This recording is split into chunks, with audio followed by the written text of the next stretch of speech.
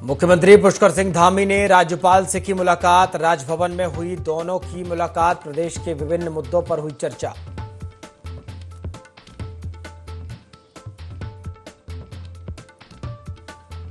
राज्यसभा सांसद महेंद्र भट्ट ने सदन में उठाया फ्री सिलाई मशीन वितरण योजना में सुधार का मुद्दा। केंद्र सरकार से किया अलग प्रावधान करने का अनुरोध। उत्तराखंड समेत अनेकों राज्यों की परिस्थितियों का किया जिक्र।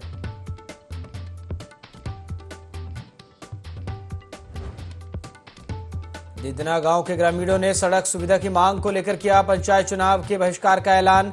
ग्रामीणों ने तहसीलदार थराली को सौंपा ज्ञापन। आश्वासन के बाद भी नहीं हुई मांग पूरी।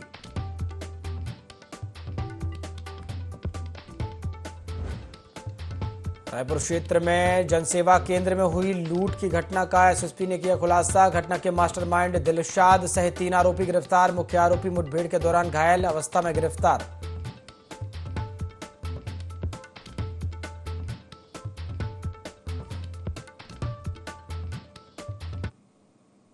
नमस्कार, IND 24 देख रहे हैं आप और मैं हूं आपके साथ प्रभात पांडे। बुलेटिन की शुरुआत खबरों के साथ करेंगे।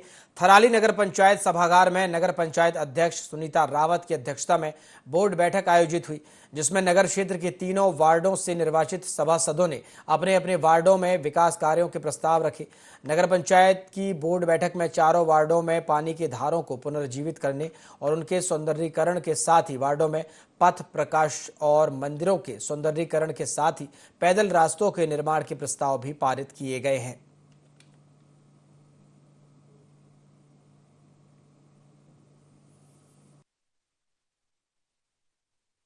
हमारी प्रस्ताव की पहली बैठक हमने रखी है। इसमें सभी लोग उपस्थित रहे हैं, हमारे पार्षद और अधिकारी और मीडिया बंधु सभी लोग उपस्थित रहे हैं। तो हमने इस पे मेन जो हमारे प्राथमिकता हमने कामों को देनी है उसको लेकर के डिस्कस किया है। यहाँ पे सभी लोगों ने हर वार्ड को लेकर के नंदा देवी का मंदिर है उसका सौंदर्यीकरण का हमने रखा है। दूसरा वहाँ पर वॉशरूम और पुजारी के लिए रूम के लिए हमने एक प्रस्ताव रखा है। कुछ रास्तों और नालियों के निर्माण का प्रस्ताव रखा है। हमने सभी वार्ड में जितने भी धारे हैं उतने उनका सौंदर्यीकरण का प्रस्ताव रखा है। प्रस्ताव को हम लोग पास कर रहे हैं। हमने जो हमारा प्रथम बैठक में हमने 30 से 35 लाख का अपना बजट पास करने का हमने सोचा है। उसमें जितने हमारे कार्य होंगे वो हम लोग उसको करेंगे। आगे बढ़ेंगे। लक्सर क्षेत्र में किसानों का गन्ना भुगतान जारी करने के लिए शुगर मिल प्रबंधन द्वारा 29 करोड़ 69 लाख रुपए की रकम जारी कर दी गई है। प्रबंधन द्वारा जारी भुगतान आदेश के मुताबिक 1 मार्च से 10 मार्च तक गन्ना मूल्य का भुगतान सुनिश्चित किया जा रहा है और कल 39 करोड़ 69 लाख रुपए की रकम गन्ना समितियों के जरिए किसानों को भेजी जा रही है।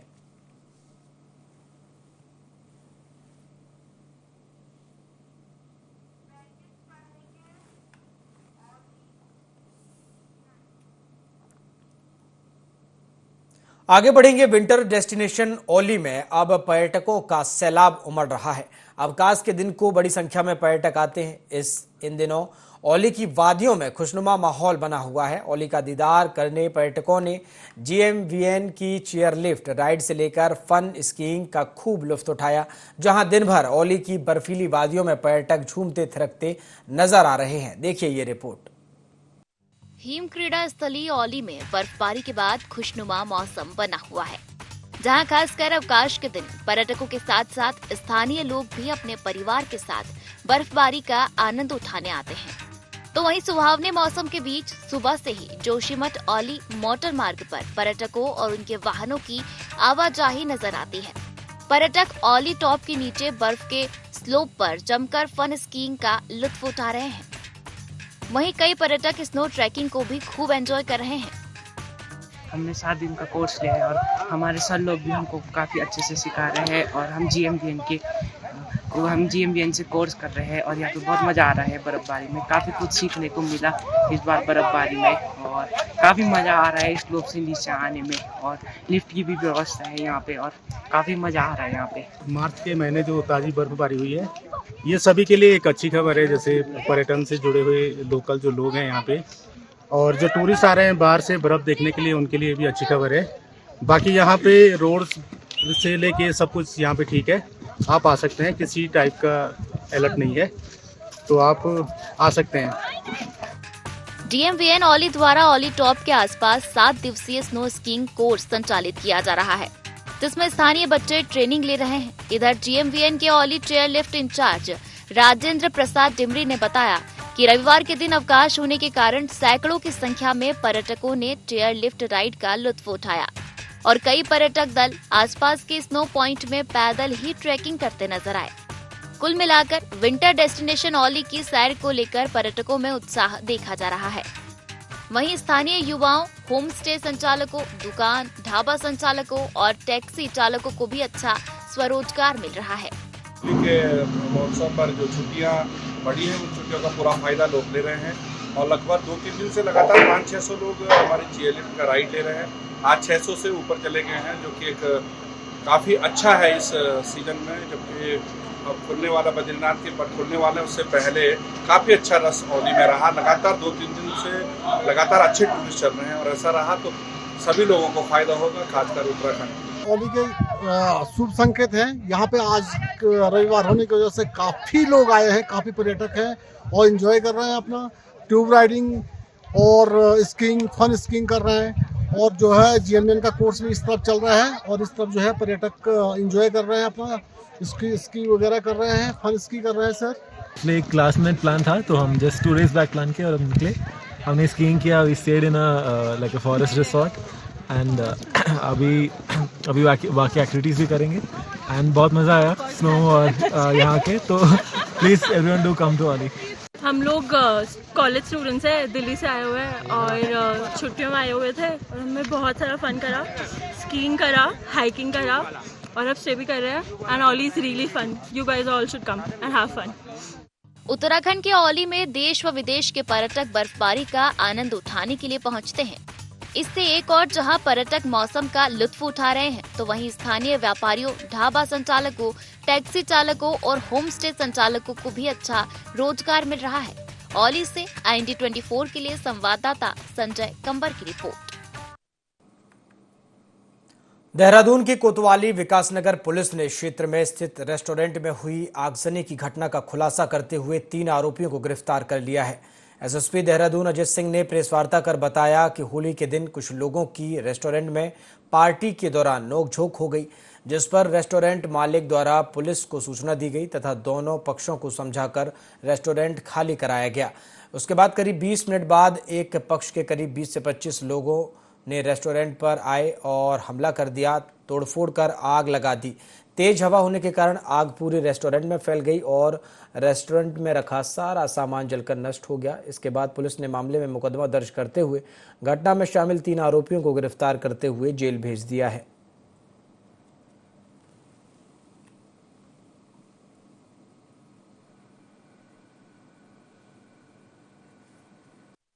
रेस्टोरेंट चलता है, जहां पर वो फूड सिंक के रेस्टोरेंट बने, जहां पर वो परमानेंट स्ट्रक्चर ना होके इनके द्वारा केबिन टाइप के बनाए गए। वहां पर होली के पूर्व में वहां पर 2 पक्षों का हल्की कहासुनी हुई, जिसके आधार पर उनके द्वारा उन लोग को वहां से जाने के लिए बाहर कर दिया गया। पुलिस को भी सूचना दी गई कि यहाँ कोई झगड़ा हो सकता है। कुछ लोग पहुंचते हैं और वहां पर जो मालिक है उनके ओनर को धमकाकर वहां पर जो उनके रेस्टोरेंट के जो केबिन जो फूड से बने हुए थे उसमें एक में आग लगा देते हैं। मारपीट और झगड़े की होने के बाद उसको जिस तरह से आवेश में आकर कुछ लोगों द्वारा मिलकर वहां आगजनी की गई थी, वो बहुत ही संवेदनशील प्रकरण था। 3 मेन लोग थे, इनकी गिरफ्तारी कल रात इनको कर ली गई है और इनको न्यायालय में पेश किया जा रहा है।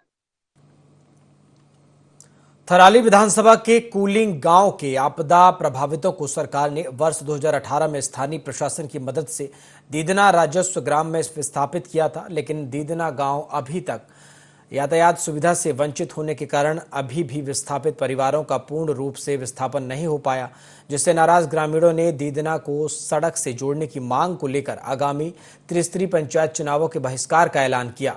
ग्रामीणों ने तहसील कार्यालय थराली पहुंचकर तहसीलदार थराली को ज्ञापन सौंपा और दीदना गांव को सड़क से जोड़ने की मांग को लेकर चुनाव बहिष्कार का ऐलान किया। ग्रामीणों का कहना है कि वर्ष 2008-9 में कुलिंग से दीदना के लिए सड़क की स्वीकृति हुई थी, लेकिन 17 साल बाद भी स्थिति जस की तस बनी हुई है और मोटर मार्ग का निर्माण शुरू नहीं हो पाया। ग्रामीणों के मुताबिक उन्होंने वर्ष 2024 में लोकसभा चुनाव के बहिष्कार का भी ऐलान किया था।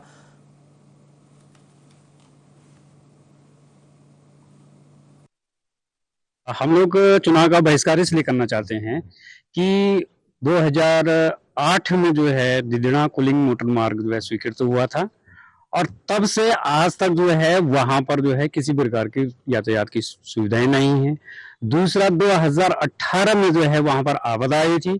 शासन प्रशासन सरकार ने जो है वहां पे जो है पूर्ण तरीके से जो है गांव वालों का जो है विस्थापन करा, लेकिन आज तक वहां पर मूलभूत सुविधाएं नहीं है। सड़क नहीं है, वहां पर हॉस्पिटल की कोई सुविधा नहीं है, वहां पर जो विद्यालयों की सुविधा नहीं है। जो विस्थापित बच्चे हैं आज भी जो है हमें इतनी बड़ी दिक्कत है कि हम लोग जो है बरसात के टाइम पर जो है कैसे उन बच्चों को वहां पर विद्यालय में पढ़ाएं, कैसे हम अपने बच्चों को जो है वहां पर शिक्षा दें। उप जिलाधिकारी महोदय के कार्यालय में जो है यहाँ पर प्रेषित किया है और हम आशा करते हैं कि सरकार प्रशासन जो है हमारी इस मांग पर जो है मतलब हमको आश्वासन दे करके हमारी मांगे पूरी करेंगे। जो हमारा गांव जो है 2018 में विस्थापित सरकार द्वारा शासन प्रशासन दिदड़ा नाम स्थान में किया गया है। हिंदुस्तान का शायद पहला गांव है जो कि प्लेन में विस्थापन होने की वजह पहाड़ में गया। वो भी ऐसी जगह है जहां आजकल की आधुनिक सुविधाओं से बीन है, न वहाँ यातायात के साधन थे, न वहाँ बिजली है, न बच्चों के स्कूल हैं, सभी कुछ है। पिछले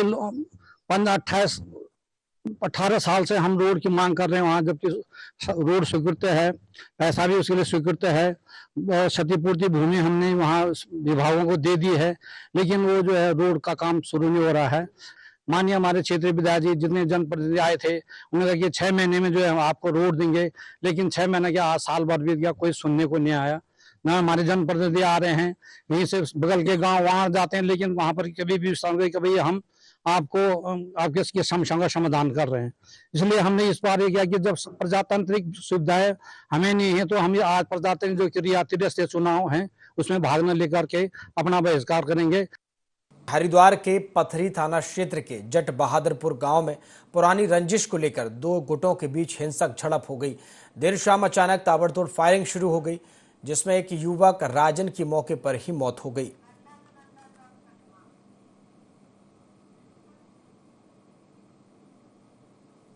आगे बढ़ेंगे। देहरादून जिला प्रशासन नंदा सुनंदा प्रोजेक्ट के तहत बेटियों के सुनहरे सपनों को पंख लगाने का काम कर रहा है।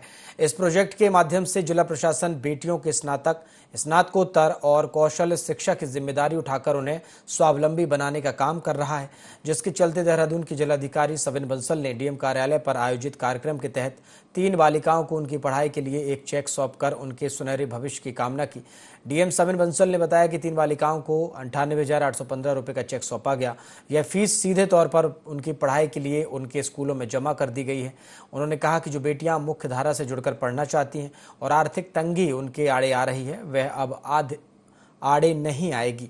नंदा सुनंदा प्रोजेक्ट के तहत धीरे धीरे टीम ऐसी बालिकाओं को ढूंढेगी जो पढ़ना चाहती हैं और उनका पढ़ाई का जिम्मा नंदा सुनंदा प्रोजेक्ट के तहत प्रशासन उठाएगा।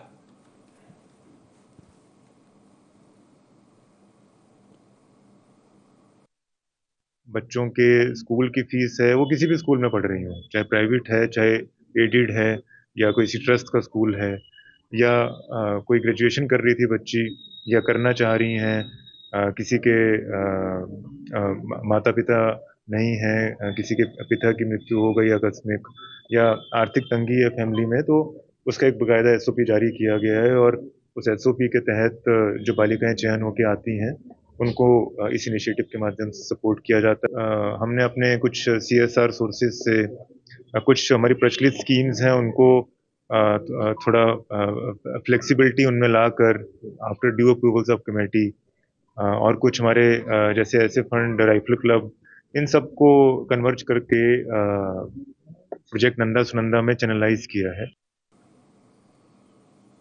प्रेमचंद अग्रवाल के इस्तीफे के बाद समर्थकों ने बाजार बंद किया। समर्थकों का कहना है कि ऋषिकेश के विधायक प्रेमचंद अग्रवाल पर जिस तरह से दबाव बनाकर उनसे कैबिनेट मंत्रालय से इस्तीफा देने के लिए मजबूर किया गया, उससे विधायक के गृह क्षेत्र डोईवाला में भारी नाराजगी है। डोईवाला के व्यापारियों ने अपना रोष जाहिर करते हुए बाजार को सुबह से बंद रखा।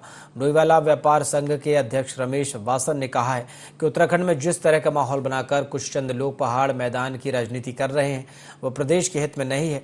उत्तराखंड देवभूमि बहुत ही शांतिप्रिय प्रदेश है। सभी को आपस में भाईचारा बनाकर प्रेम भाव के साथ रहना चाहिए। अग्रवाल जी ने जो मतलब कोई किसी की वजह से बात थी, उन्होंने माफ़ी मांग ली थी और सारी बात ख़त्म कर देनी चाहिए थी। तो इतना बड़ा जो इसके लिए मतलब हुआ उत्तराखंड में, ये नहीं होना चाहिए। जातिवाद तो बिल्कुल होना ही नहीं चाहिए। बाकी व्यापारियों के साथ है, जैसे व्यापारी लोग करेंगे, हम तो सब व्यापारियों के साथ हैं। तो आज तो फिलहाल वैसी बात बंद है, बाकी जैसा व्यापारी करेंगे उन व्यापारियों के साथ है। हम ऋषिकेश और देहरादून के साथ हमने भी समर्थन में बंद किया है। मैं और अधिक न बोलकर मैं तो लोगों से यही कहूँगा, आपस में भाईचारा रखें और संयम बरतें, सब कुछ ठीक हो जाएगा, ऐसी कोई बात है नहीं। ये लड़ाई से हम बहुत दुखी हैं। सही पूछो तो इस किस्म की भावनाएं यहाँ पर होनी चाहिए। ये पहाड़ीवाद और मैदानी का जो है, ये सब राजनीति का खेल है और मैं इसको बहुत गलत मानता हूँ। मैं इसके हक में नहीं हूँ और मैं जनता से अपील भी यही करूँगा कि आपस में भाईचारा रखें और प्रेम से रहें। और हमारा ये प्रदेश जो है, देवभूमि, ये बहुत ही शांति प्रिय वो है मतलब प्रदेश। मैं यही चाहूँगा सब लोग कि मतलब आपस में भाईचारा रखें और जो है आपस में संयम बरतें। नगरपालिका परिषद ज्योतिर्मठ द्वारा नमामि गंगे स्वच्छता पखवाड़ा के तहत राष्ट्रीय गंगा स्वच्छता मिशन जल शक्ति मंत्रालय भारत सरकार के निर्देशों के क्रम में 16 मार्च से 31 मार्च तक गंगा स्वच्छता पखवाड़ा चलाया जा रहा है, जिसके क्रम में ज्योतिर्मठ में प्रथम प्रयाग मोक्ष धाम विष्णु प्रयाग में एक वृहद स्वच्छता कार्यक्रम चलाया गया, जिसमें अलकनंदा और धौली गंगा के पावन संगम तट घाटों की सफाई और गंगा के किनारे मोटर मार्गों की सफाई की गई। साथ ही विभिन्न संस्थाओं द्वारा महिला सहायता समूह और विद्यालय नगर पालिका के कर्मचारीगण, अधिशासी अधिकारी और अध्यक्ष महोदय द्वारा विष्णु प्रयाग में स्वच्छता कार्यक्रम चलाया गया। MG इंटर कॉलेज विद्यालय के बच्चों द्वारा नुक्कड़ नाटक और सांस्कृतिक कार्यक्रम भी प्रस्तुत किए गए।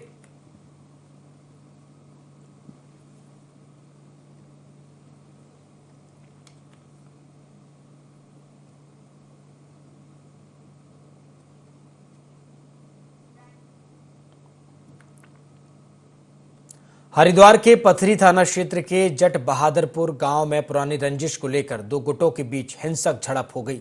देर शाम अचानक ताबड़तोड़ फायरिंग शुरू हो गई, जिसमें एक युवक राजन की मौके पर ही मौत हो गई, जबकि जतिन चौधरी गंभीर रूप से घायल हो गया। घटना के बाद घायल को हायर सेंटर रेफर किया गया, जहां उसकी हालत नाजुक बनी हुई है। सूचना मिलते ही पुलिस के आला अधिकारी मौके पर पहुंचे और गांव में बढ़ते तनाव को देखते हुए भारी पुलिस बल तैनात किया गया। हरिद्वार SSP प्रमेंद्र डोभाल ने बताया कि पथरी थाना क्षेत्र के जट बहादुरपुर गांव में दो पक्षों के बीच रेलवे क्रॉसिंग पर झगड़ा हुआ, जिसमें मारपीट और गोली चलने की सूचना पुलिस को मिली थी। गोली चलने की सूचना जैसे ही ग्रामीणों को मिली, पुलिस मौके पर पहुंची। ग्रामीणों ने घायलों को अस्पताल भेजा, जहां राजन नाम के एक युवक की मौत हो गई, तो वहीं घायल जतिन चौधरी का इलाज जारी है।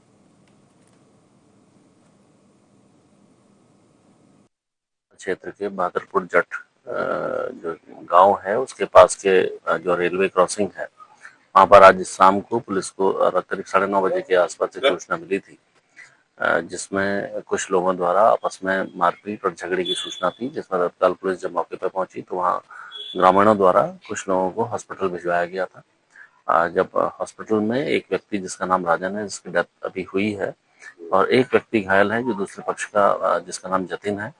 बाकी अभी गांव में पूरी तरीके से अभी शांति है और हम लोग इसमें जो भी आवश्यक वैधानिक कार्रवाई है वो अमल में लाएंगे।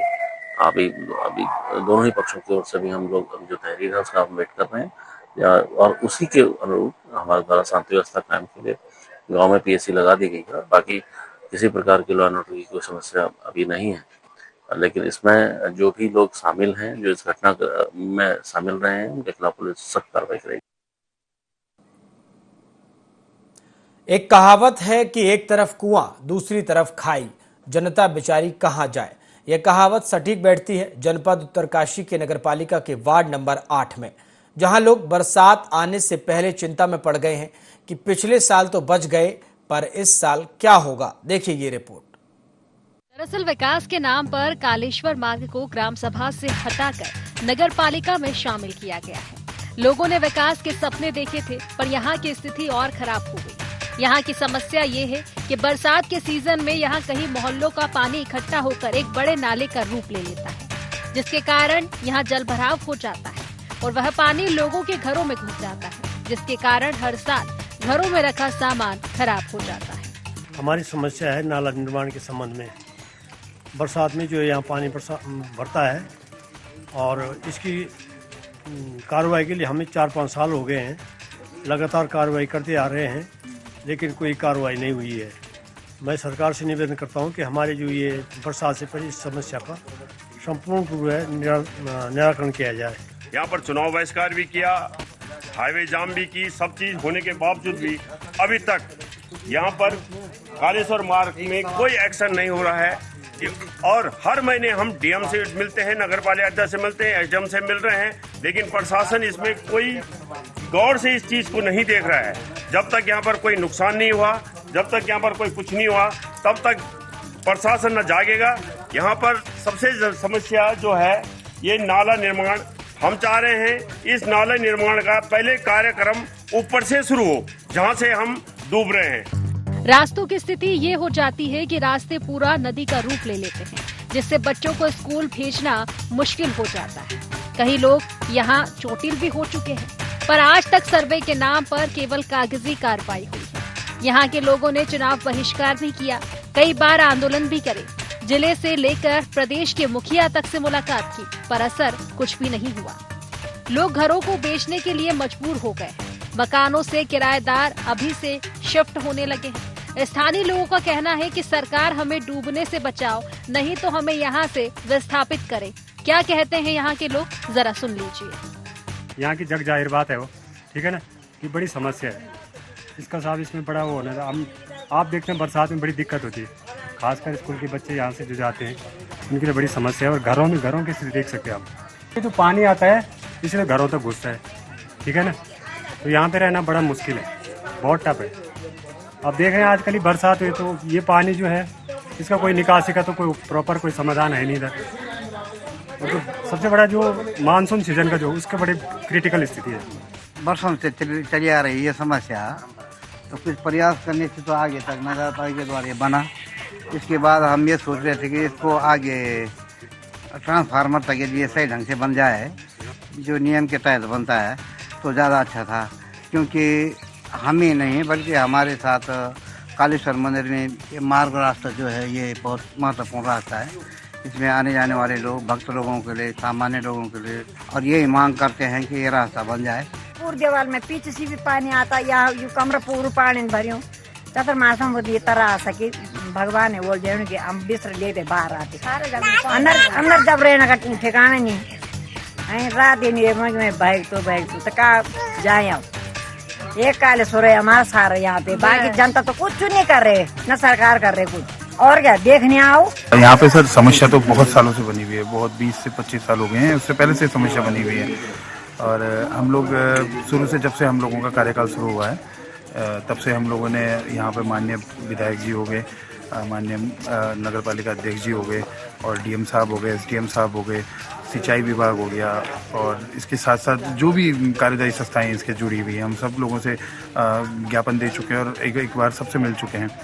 और देखा जाए तो सर वैसे ये समस्या जो है ये शुरू होती है एनआईएम से, कोटियाल गांव से एक पानी आता है, एक एनआईएम से आता है, ये होटल इंद्रप्रस्थ के नीचे आके डाइवर्ट नहीं हो पाता अच्छे से।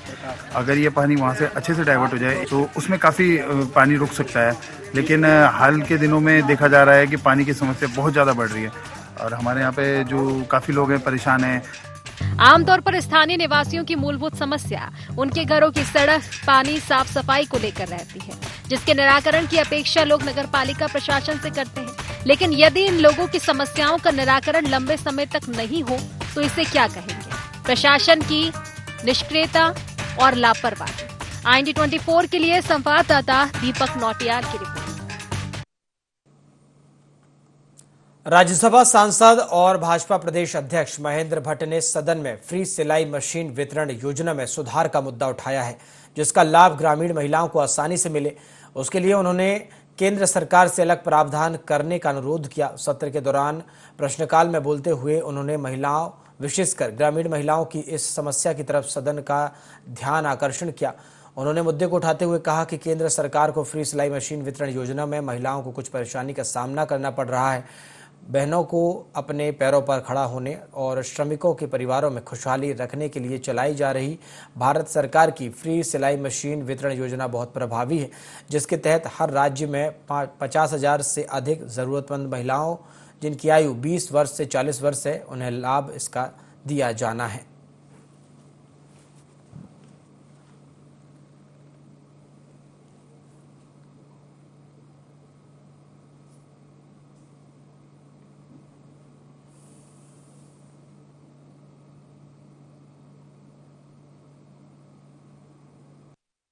मैं आपके माध्यम से सरकार को फ्री सिलाई मशीन वितरण योजना में महिलाओं को हो रही परेशानी की ओर दिलाना चाहता हूं। महोदय, भारत सरकार द्वारा बहनों को अपने पैरों पर खड़ा होने तथा श्रमिकों के परिवारों में खुशहाली रखने के लिए चलाई जा रही भारत सरकार की फ्री सिलाई मशीन वितरण योजना, जिसके तहत हर राज्य में 50,000 से अधिक जरूरतमंद महिलाओं जिनकी आयु 20 वर्ष से 40 वर्ष है, संपूर्ण देश भर में चलाई जा रही है।